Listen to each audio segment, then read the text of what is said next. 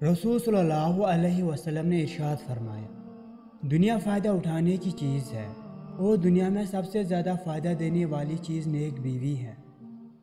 दुनिया कहती है मर्द बहुत बड़ा बेवफा है और अल्लाह ने सारी कायनात मोहम्मद सल्लल्लाहु अलैहि वसल्लम की मोहब्बत में बना दी, जो कि एक मर्द है।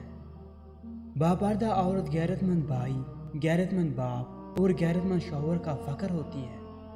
रसूल सल्लल्लाहु अलैहि वसल्लम ने इरशाद फरमाया, बीवी की खातिरदारी और खिदमत करना सदका है। औरत के हमदर्द सिर्फ 4 मर्द है, बाप, भाई, खावंद और बेटा। इसके अलावा सब फ्राड है। माँ के बाद एक मर्द का सबसे ज़्यादा ख्याल उसकी बीवी रखती है। निकाह मर्द के लिए जिम्मेदारी और औरत के लिए फरमाबरदारी का दूसरा नाम है।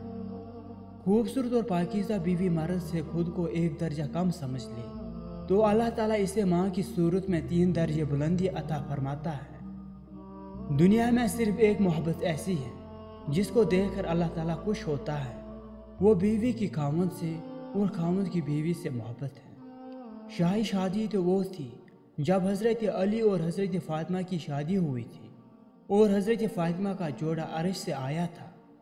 कुरान पाक में फरमाया गया है, जो औरत तुम्हें पसंद है उससे निकाह कर लो। निकाह अल्लाह का बनाया हुआ सबसे खूबसूरत और पाकीज़ा रिश्ता है। नबी करीम सल्लल्लाहु अलैहि वसल्लम ने फरमाया, मैंने कब्र से ज़्यादा कोई और भयानक मंजर नहीं देखा।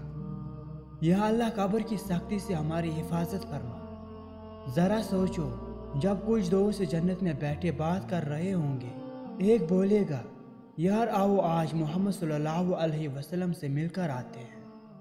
रसूल सल्लल्लाहु अलैहि वसल्लम ने इरशाद फरमाया, बाप जन्नत का दरवाज़ा है।